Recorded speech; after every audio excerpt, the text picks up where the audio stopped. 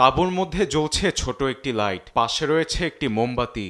সেটির মধ্যে সন্তানদের নিয়ে জীবন কাটাচ্ছেন যুদ্ধবিধ্বস্ত গাজার এক ফিলিস্তিনি পরিবার। এক উজ্জ্বল ভবিষ্যতের জন্য আধারেই মা পড়াচ্ছেন নিজ সন্তানকে। অবরুদ্ধ উপত্যকায় রাত হলেই যেন এমনই অসংখ্য পরিবারের ভাগ্যে নেমে আসে চরম ভোগান্তি। চারিদিকে নেমে আসে ঘুটঘুটে অন্ধকার। আলো ছাড়া এক হাত দূরে কি আছে তা বলা বেশ কঠিন।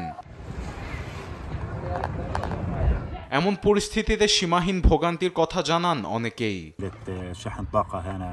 টর্চ লাইট চার্জ দিতে বেশ দূরে যাওয়া লাগে, আবার চার্জ দিতে অর্থও দিতে হয়। এখানে বিদ্যুতের কোনো উৎস নেই, কোনো মতে আমার পরিবার নিয়ে জীবন পার করছি।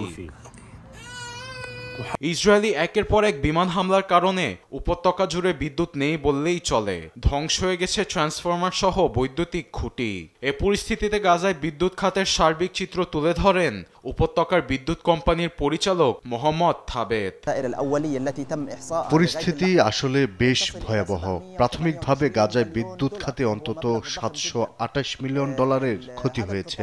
আগ্রাসনের আগে উপত্যকায় কমপক্ষে 600 মেগাওয়াট বিদ্যুতের দরকার হতো। গেল 2 বছর ধরে কোথাও কোনো ধরনের বিদ্যুৎ নেই।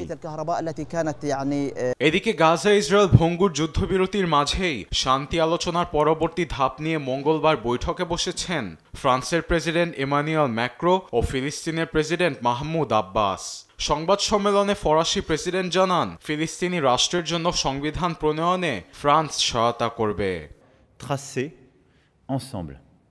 এদিকে যুদ্ধবিরতির মাঝেই গাজায় অব্যাহত রয়েছে ইসরায়েলি হামলা।